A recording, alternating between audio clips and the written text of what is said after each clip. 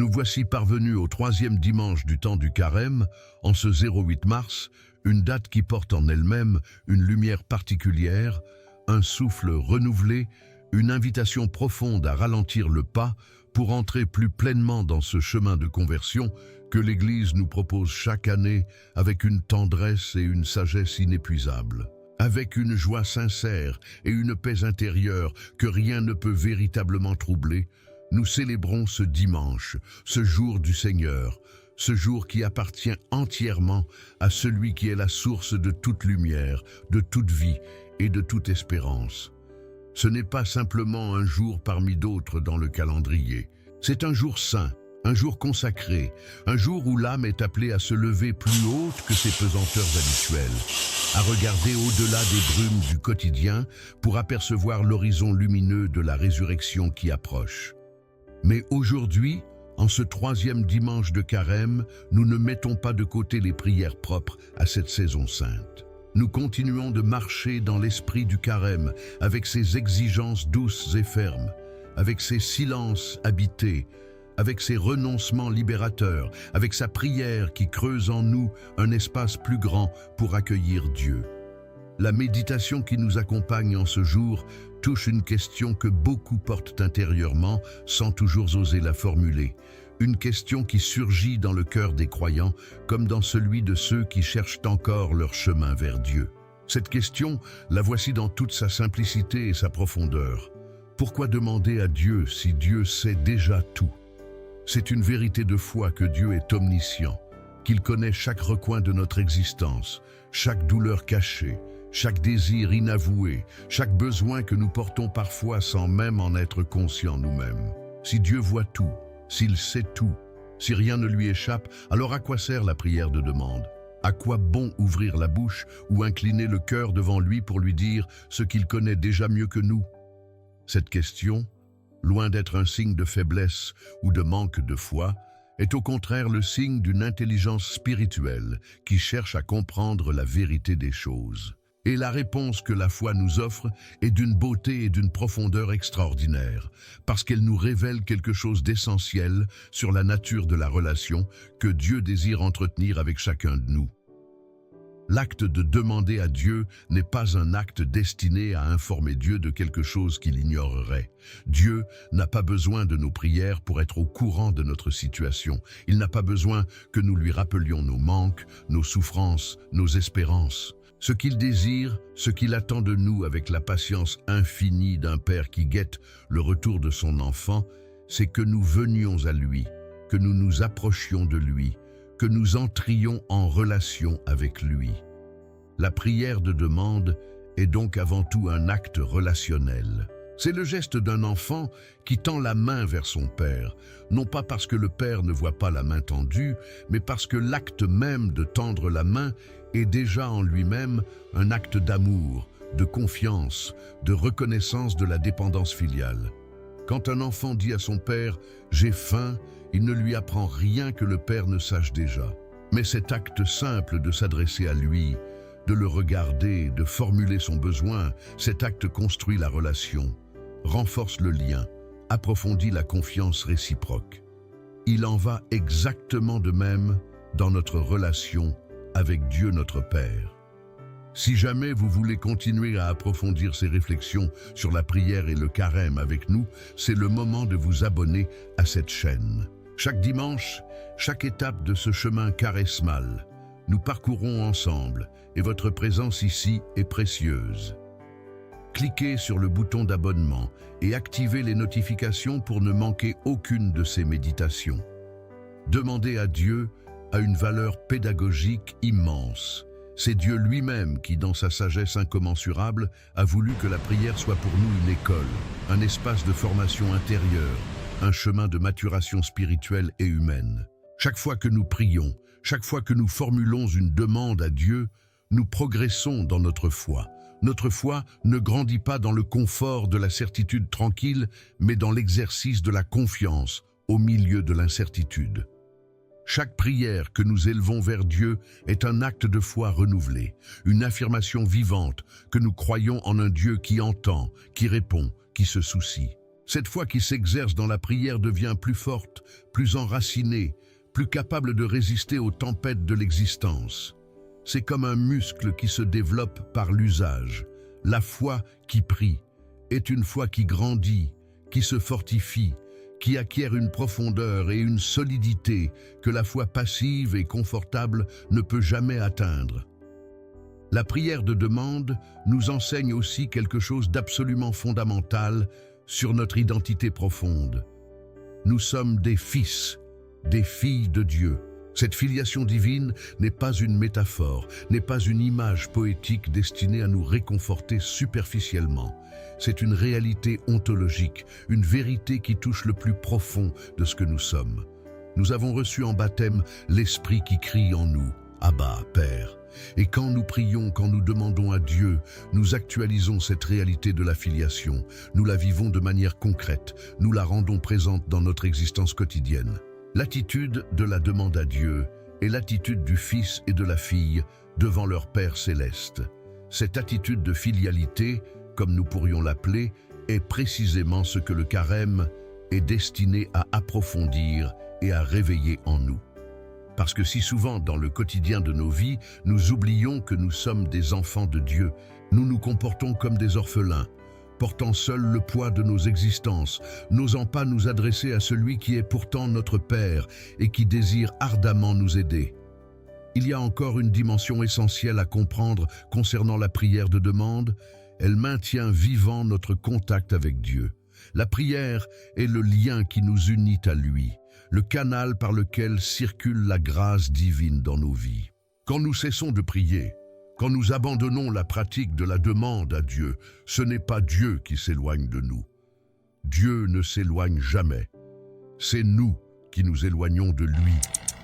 C'est nous qui coupons ce lien vivifiant. C'est nous qui fermons le canal par lequel sa grâce pourrait couler dans notre existence. La prière régulière, quotidienne, persévérante, est ce qui garde notre cœur ouvert à Dieu, ce qui maintient notre âme dans un état de réceptivité à son action, ce qui nous permet de rester en état de grâce au sens le plus plein et le plus vivant du terme.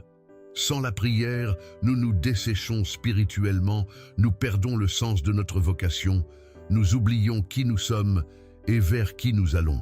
Avec la prière, même la plus simple, même la plus balbutiante, nous restons reliés à notre source, nous demeurons dans le courant de la vie divine. Mais voici quelque chose que nous devons regarder en face avec une grande honnêteté. Demander à Dieu exige de l'humilité, et l'humilité n'est pas une vertu naturelle pour le cœur humain blessé par l'orgueil originel. Il y a des personnes qui disent « je ne prie pas, je ne demande pas à Dieu », parce qu'il sait déjà tout, parce que la prière ne sert à rien. Ces personnes, souvent sans s'en rendre compte, révèlent par cette attitude non pas une supériorité spirituelle, non pas une foi plus pure et plus épurée, mais précisément un orgueil profond qui les empêche de faire le geste humble, de s'agenouiller intérieurement devant Dieu et de lui dire « J'ai besoin de toi, je dépends de toi, sans toi je ne peux rien ». C'est un orgueil subtil, parfois habillé en rationalisme ou en fausse spiritualité, mais c'est toujours, à sa racine, un refus de la dépendance filiale, un refus de reconnaître que nous ne sommes pas autonomes, que nous ne nous sommes pas créés nous-mêmes, que notre vie est un don reçu et que notre salut est une grâce offerte et non une conquête personnelle. Seul celui qui est véritablement humble peut prier avec toute la profondeur et toute la force que la prière porte en elle. L'humilité n'est pas une faiblesse, ne vous y trompez pas. L'humilité est une force extraordinaire, parce qu'elle ouvre le cœur à la grâce de Dieu d'une manière que l'orgueil rend impossible. Quand nous sommes humbles devant Dieu, quand nous reconnaissons notre petitesse, notre besoin, notre dépendance radicale, alors Dieu peut agir en nous avec toute la puissance de son amour. C'est le paradoxe évangélique, c'est quand nous reconnaissons notre pauvreté que nous devenons riches, c'est quand nous reconnaissons notre faiblesse que nous sommes forts de la force de Dieu, c'est quand nous nous abaissons dans la vérité de qui nous sommes que Dieu nous élève vers ce que nous sommes appelés à devenir. Il est également vrai, et nous devons l'accueillir avec courage et sérénité, que dans notre vie de prière, nous ferons l'expérience de ce que nous pourrions appeler des délais, des silences de Dieu, des moments où il nous semble que nos prières s'élèvent vers le ciel et disparaissent sans réponse, des moments où nous attendons et où Dieu semble muet, absent, lointain. Ces expériences peuvent être source d'une profonde souffrance, d'une tentation de révolte, d'une crise de foi. Elles sont réelles, elles sont humaines, elles sont partagées par les plus grands saints de l'histoire de l'Église. Mais voici ce que la foi nous dit avec une certitude absolue. Dieu entend toujours, Dieu répond toujours, mais il répond à sa manière, dans son temps, avec une sagesse qui dépasse infiniment la nôtre. Il nous accordera ce qui est nécessaire pour notre salut, ce qui est vraiment bon pour nous, au plus profond de notre être, ce qui nous rapprochera de lui et nous fera avancer sur le chemin de la sainteté. Et cela ne correspond pas toujours, souvent même ne correspond pas, à ce que nous lui demandions, à la manière dont nous voulions être exaucés, au calendrier que nous lui avions imposé dans notre impatience. C'est pourquoi nous prions cette parole fondamentale dans la prière du Notre Père, que ta volonté soit faite et non la nôtre. Cette parole n'est pas une résignation passive, n'est pas un abandon de la prière de demande, n'est pas un renoncement à espérer. C'est au contraire l'acte de foi le plus élevé, le plus courageux, le plus libérateur que nous puissions poser dans notre vie spirituelle. Dire à Dieu que ta volonté soit faite, c'est lui faire confiance au-delà de notre compréhension, c'est lui remettre notre vie dans la certitude que ses plans pour nous sont meilleurs que tout ce que nous pourrions imaginer ou désirer pour nous-mêmes. Cette confiance absolue en la volonté de Dieu est le fruit le plus beau de la prière persévérante, de la prière humble, de la prière charismale. Et c'est ici que le temps du carême prend toute sa signification dans notre vie de prière. Le carême n'est pas une période de tristesse ou de formalisme religieux. Le carême est une école intensive de l'humilité et de la confiance en Dieu. À travers les pratiques pénitentielles que l'Église nous propose, le jeûne, l'aumône, la prière, nous apprenons concrètement à renoncer à nos volontés propres, à nos attachements déréglés, à nos certitudes orgueilleuses. Chaque fois que nous renonçons à quelque chose de bon dans un esprit de pénitence, chaque fois que nous choisissons de nous priver pour nous unir à la passion du Christ, nous faisons reculer en nous cet orgueil qui nous empêche de prier avec toute la vérité et toute la confiance que la prière exige. Le renoncement à nos volontés, pratiqué régulièrement pendant le carême, nous rend plus humbles et l'humilité nous rend capables de prier avec une confiance plus grande, plus pure, plus ardente. Présente maintenant tes intentions personnelles pour cette étape de la marche quaresmale. Prends un moment de silence intérieur, laisse monter du fond de ton cœur tout ce que tu portes, toutes tes préoccupations, toutes tes souffrances, toutes tes espérances, toutes les personnes que tu aimes et qui ont besoin de la grâce de Dieu. Offre tout cela au Seigneur avec la confiance d'un enfant, avec l'humilité d'un pécheur qui sait qu'il est aimé, avec la foi d'un disciple qui marche vers Pâques. Par le signe de la Sainte Croix, délivre-nous, Seigneur notre Dieu, de nos ennemis, au nom du Père et du Fils et du Saint-Esprit. Amen. Soyez sobres et vigilants. Votre adversaire le diable rôde comme un lion rugissant, cherchant quelqu'un à dévorer. Résistez-lui, ferme dans la foi. En ce matin, je me lève, revêtu de la force toute-puissante de la Sainte Trinité, confessant sa gloire dans l'unité et dans la diversité des personnes divines. Je me lève dans la lumière qui ne connaît pas de déclin, dans la vérité qui ne peut pas être vaincue, dans l'amour qui ne peut pas être épuisé. Je me lève dans la force de Dieu le Père, créateur du ciel et de la terre, de tout ce qui est visible et invisible, de toute vie qui respire et qui chante la gloire de son nom. Je me lève aujourd'hui par la force de l'incarnation du Christ, par le mystère de sa conception dans le sein de la Vierge Marie, par la sainteté de sa naissance à Bethléem dans la pauvreté et la gloire, par la fidélité de sa vie cachée à Nazareth, par la force de son baptême dans le Jourdain quand le ciel s'est ouvert et que la voix du Père a retenti sur les eaux. Je me lève par la puissance de ses miracles, par la sagesse de ses enseignements, par la compassion de ses guérisons, par le courage de son entrée à Jérusalem face à ceux qui voulaient le perdre. Je me lève par la force de sa passion, par le mystère de sa souffrance acceptée librement pour notre rédemption, par le sang de son sacrifice sur la croix du calvaire, par l'obscurité du tombeau où il a séjourné dans la mort pour en vaincre le pouvoir de l'intérieur. Je me lève par la splendeur incomparable de sa résurrection, premier-né d'entre les morts, victorieux de la mort et du péché, premier-né d'une humanité nouvelle. Je me lève par la gloire de son ascension aux cieux, assis à la droite du Père, intercédant pour nous sans cesse. Je me lève dans l'attente de son retour glorieux pour juger les vivants et les morts, pour établir définitivement le règne de Dieu dans sa plénitude éternelle. Je me lève aujourd'hui par la force de l'amour des séraphins qui brûlent devant le trône de Dieu, par l'obéissance des chérubins qui portent la gloire divine, par le service fidèle des archanges qui exécutent les desseins de la providence, par la garde vigilante des anges gardiens qui veillent sur chaque âme humaine.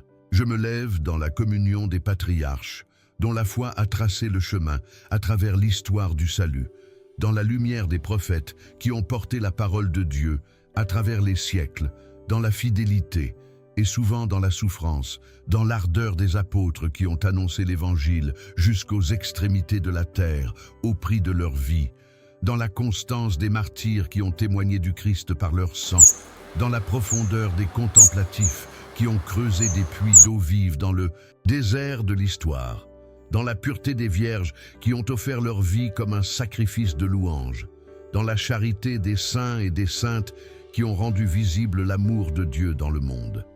Que la force de Dieu me guide en ce jour sur tous les chemins que j'aurai à parcourir. Que la puissance de Dieu me soutienne dans toutes les épreuves que je rencontrerai. Que la sagesse de Dieu éclaire toutes mes décisions, toutes mes paroles, toutes mes pensées. Que le regard de Dieu veille sur moi à chaque instant, dans la lumière comme dans l'obscurité, dans la joie comme dans la douleur. Que l'oreille de Dieu soit attentive à toutes mes prières, même les plus maladroites, même les plus balbutiantes, même celles que je ne sais pas formuler et que l'Esprit seul peut exprimer par des gémissements ineffables.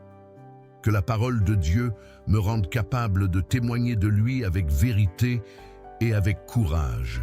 Que la main de Dieu me garde dans tous les dangers, visibles et invisibles. Que le chemin de Dieu s'ouvre devant moi à chaque carrefour de ma vie. Que le bouclier de Dieu me protège de toutes les flèches enflammées du malin. Que l'armée de Dieu me défende contre toutes les embuscades de l'ennemi. Je t'invoque aujourd'hui, Seigneur, pour me protéger contre tout mal, contre toute force cruelle qui menacerait mon corps ou mon âme, contre les enchantements de ceux qui voudraient me détourner de toi, contre les fausses prophéties qui promettent le bonheur sans la croix, contre les idéologies qui veulent remplacer Dieu par l'homme, contre les sorcelleries et les arts occultes qui prétendent offrir la lumière mais ne produisent que des ténèbres, contre les savoirs qui corrompent l'âme en la détachant de sa source divine. En ce jour, Christ est avec moi. Christ est devant moi pour ouvrir le chemin. Christ est derrière moi pour me garder de ce qui voudrait me faire revenir en arrière. Christ est en moi comme la source jaillissante de la vie éternelle. Christ est au-dessous de moi comme le rocher sur lequel je me tiens. Christ est au-dessus de moi comme le ciel ouvert de sa miséricorde. Christ est à ma droite comme le bras fort qui me soutient dans l'effort. Christ est à ma gauche comme le bouclier qui me protège dans la bataille. Christ est dans mon coucher, dans mon repos, dans mes nuits et dans mes silences. Christ est dans mon lever, dans mon réveil, dans mes matins et dans mes commencements. Christ est dans le cœur de tout être humain que je rencontrerai en ce jour. Christ est dans la bouche de chaque personne qui me parlera. Christ est dans les yeux de tous ceux qui me regarderont. Christ est dans les oreilles de tous ceux qui m'entendront. Que Dieu se lève dans ma vie par l'intercession de la bienheureuse Vierge Marie, Reine du Carmel et Mère de l'Église, par l'intercession de Saint Michel Archange, Prince des milices célestes, par l'intercession de tous les anges et de tous les saints. Que ses ennemis soient dispersés, que tous ceux qui le haïssent fuient devant sa face. Au nom du Père et du Fils et du Saint-Esprit. Amen. Et parce que la parole de Dieu est vivante et efficace, plus tranchante qu'aucun glaive à double tranchant, laissons maintenant résonner en nous le psaume 91, ce chant de confiance absolue en la protection divine, cette promesse éternelle que Dieu a gravée dans les Écritures pour que nous ne l'oublions jamais, surtout dans les moments où l'obscurité semble plus présente que la lumière, surtout dans les heures où la peur tente de prendre la place de la foi. Celui qui demeure sous l'abri du Très-Haut et repose à l'ombre du Tout-Puissant, dit au Seigneur, « Mon refuge, mon rempart, mon Dieu, en qui je place ma confiance. » C'est lui qui te délivre du filet du chasseur, de la peste et de ses ravages. Il te couvre de ses plumes, sous ses ailes tu trouves refuge. Sa fidélité est un bouclier, une armure. Tu ne craindras ni les terreurs de la nuit, ni la flèche qui vole de jour, ni la peste qui marche dans les ténèbres, ni le fléau qui dévaste à midi. Qu'il en tombe 1000 à tes côtés, 10 000 à ta droite. Toi, tu restes hors d'atteinte. Tu n'as qu'à regarder de tes yeux pour voir comment les méchants sont punis. Toi, le Seigneur est ton refuge. Tu as fait du Très-Haut ta forteresse. Aucun malheur ne peut t'atteindre, aucun fléau n'approche de ta demeure. Car il donne mission à ses anges de te garder sur tous tes chemins. Ils te portent sur leurs mains pour que ton pied ne heurte pas la pierre. Tu marcheras sur le lion et la vipère, tu fouleras le lionceau et le dragon. Puisqu'il s'attache à moi, je le délivre, je le mets hors d'atteinte car il connaît mon nom. Il m'appellera et je lui répondrai, je serai avec lui dans la détresse, je le délivrerai et le comblerai de gloire. Je le rassasierai de longs jours et je lui ferai voir mon salut. Notre Père qui es aux cieux, que ton nom soit sanctifié, que ton règne vienne, que ta volonté soit faite sur la terre comme au ciel. Donne-nous aujourd'hui notre pain de ce jour.